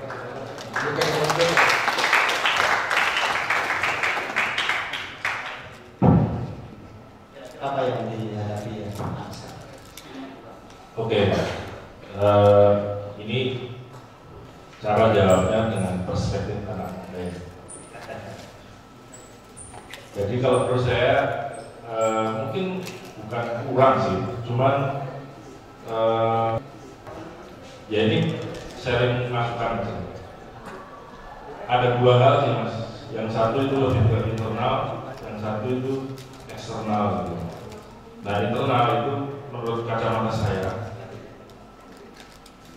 seni itu akan bekerja sebagaimana pemikirannya gitu. Kalau Mas Alfi tadi menyebut intelektual itu ketika dia mampu bersinggungan dengan berbagai macam pihak. Misalnya persinggungannya dalam pasca produksinya gitu, yaitu di ruang pamer. Misalnya persinggungannya itu bahkan jauh sebelum karya itu diproduksi, yaitu di pre-production, riset, observasi dan uji coba segala macam itu. Atau di bagian produksinya melibatkan beberapa pihak, kolaborasi, workshop dan sebagainya. Karena ketika kita berusaha memvalidasi intelektual kita dengan berbagai macam singgungan itu, maka secara tidak langsung itu akan membuka kesempatan dan kemungkinan yang baru yang mungkin tidak kita pikirkan sebelumnya. Ngomong ke misalnya jeruk nipis gitu. Barangkali di pikiran kita di awal kecut gitu. Tapi ketika bertemu dengan suatu orang menanam jeruk nipis, di situ kemudian jeruknya itu godongnya kuning-kuning, daunnya kuning-kuning, lalu dia punya strategi untuk menghilangkan untuk membuat bagaimana daun itu tidak jadi kuning. Artinya kan kita bersinggungan dengan pengetahuan baru ya. Gitu. Belum lagi persoalan si daunnya bisa dimasak untuk apa. Kalian makan lotek itu pakai daun jeruk nipis. Nah, artinya persinggungan-persinggungan itu menarik. Ini kalau dalam hal pertanian, belum lagi hal yang lain, gender, hak asasi manusia, atau apa lagi mas, ya persinggungan yang lain. Nah itu saya pikir itu tidak bisa hanya diselesaikan dalam drawing di iPad kalian. Itu tidak bisa diselesaikan dalam sketchbook kalian. Itu kalian harus mencari itu. Itu kalau dari internal ya. Kalau dari eksternal, saya kira kita sudah harus sadar diri bahwa seni itu bukan hanya karya seni, tapi seni itu kehidupan seninya, ekosistemnya. Makanya kemudian isi ada apa istilahnya Pak Haru tadi, mediator ya, yang kemudian meng-create agenda-agenda serupa. Kalau diisi sekarang kita tak kelola sendiri. Jadi art job itu bisa menjadi besar itu tidak hanya dari karya yang dipajang di panel-panel itu juga jerih payah atau pemikiran banyak pihak, mulai dari kuratornya, direktur artistiknya, desainer publikasinya, kan gitu loh, art brandingnya, tukang cat coba tukang cat dengan kalian datang ke art job, baju kalian nempel di panel, terus ngecat putih di baju kalian akan memotret lalu kalian akan share itu di sosial media dan kalian akan bilang, wah kualitas pameran internasional kok catnya nempel di kaosku misalnya gitu. Nah, artinya sebenarnya ekosistem seni yang sekarang ini memang harusnya saling berkolaborasi ya. Seniman memproduksi karya, desainer memproduksi berbagai macam hal yang sifatnya kebutuhan desain, kurator dan yang lainnya memproduksi kurasi-kurasi atas topik atau subjek matter yang dibicarakan gitu. Nah, saya kira kalian sebagai mahasiswa seni yang sedang meniti karir gitu, ada baiknya kalau kita harus berhubungan dengan banyak pihak. Jangan hanya nongkrong di kampus, ya kan? Ketemu itu aja, ngobrol kayak ngomong gitu. Tapi coba datang ke suatu diskusi apa yang kaitannya di luar konteks seni, misalnya masih ayat perontakan misalnya, membicarakan tentang kritik dan sebagainya. Dan dikritik langsung ya apa-apa, berarti aja. Seperti itu. Jadi sehingga si karya seni atau intelektual yang ada di belakang itu menjadi bekerja gitu. Tidak hanya dikonsumsi hanya sebatas wah saiki pameran mau ditekani terus dari selfie. Nggak hanya itu. Kira-kira seperti itu sih.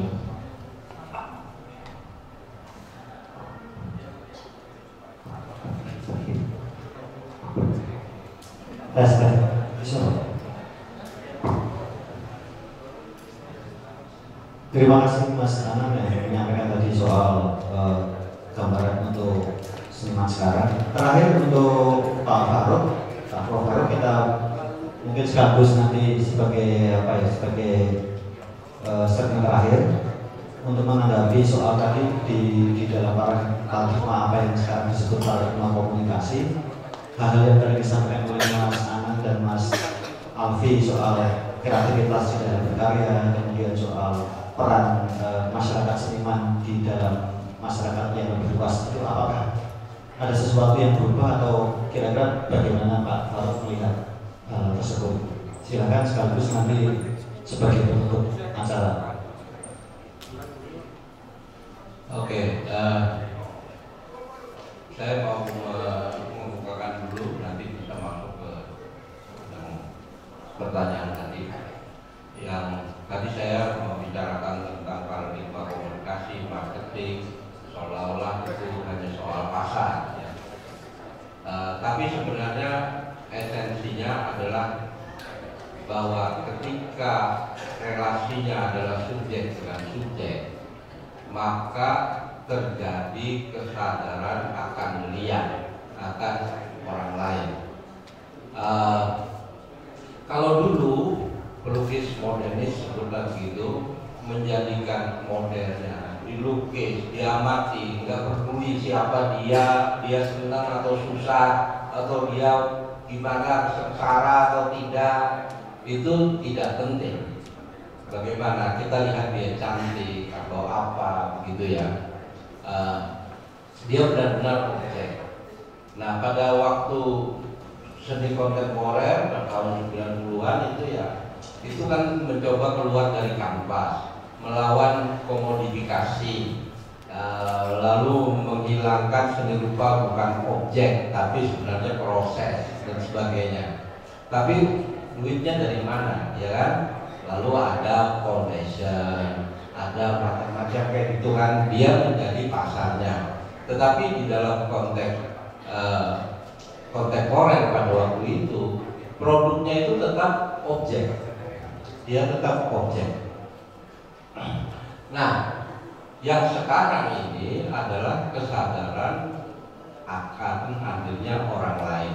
Kalau dulu mencari identitas, mencari diri, itu membayangkan dirinya tunggal dan tidak boleh ada orang lain di situ.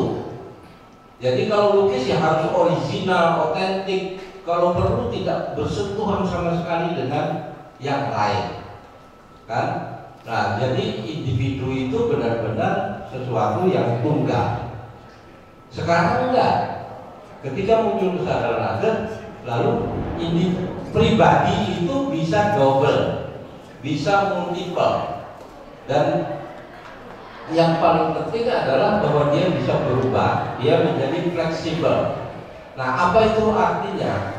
Artinya adalah pertama, kecenderungan kesenian berburu adat, mencari liang, bukan dirinya. Nah, itu yang tadi ke sawah, kemana. Kata kuncinya adalah representasi. Jadi dia tidak lagi bicara tentang dirinya, walaupun dirinya ada. Jadi orang mulai sibuk melihat dirinya di mana, gitu kan? Karena sudah ini orang lain semua, gitu ya. Nah, lalu itu menjadi doubling ya, dan orang identitasnya menjadi ganda, fleksibilitas, lalu kolaborasi, di mana itu juga doubling, artinya penciptanya tidak satu, gitu ya. Ada komunikasi di situ, lintas disiplin. Nah, campur-campur tadi seni rupa, campur sosiologi, campur antropologi, campur aktivis kemanusiaan, campur aktivis lingkungan dan sebagainya. Itu estetika sekarang. Nah, bagi calon seniman apa? Yang sekarang diajarkan namanya multitasking. Artinya mampu melakukan apa saja dalam satu tarikan nafas. Seperti kita buka jendela di komputer, ada banyak jendela dan harus membiasakan diri dengan seperti itu. Nah, yang jadi kegelisahan Mas Alfi, adakah kedalaman masih tersisa di situ, gitu ya? Nah, itu bukan soal salah atau tidak salah. Pertanyaan anak sekarang, mungkinkah kedalaman itu ada? Jangan-jangan hanya ilusi. Nah, bisa aja kayak gitu pertanyaan anak sekarang. Karena yang kita bisa tahu hanya yang di permukaan. Kedalaman itu mungkin hanya mimpi, ilusi dan sebagainya. Nah, itu jadi sebenarnya bagaimana banyak pergaulan, lintas disiplin, kolaborasi dan sebagainya, itulah yang kita akan hadapi dalam beberapa tahun, mungkin puluhan tahun ini. Kita akan ada di sana. Tentu ada juga yang resisten, yang kembali ke yang paling murni, itu misalnya kayak gitu ya. Yang paling individual bisa saja juga itu akan muncul di situ, dan mungkin juga satu saat akan muncul lagi, bisa terjadi begitu. Ya, saya kira begitu yang bisa saya sampaikan. Ya, terima kasih Pak Prof. Faruk.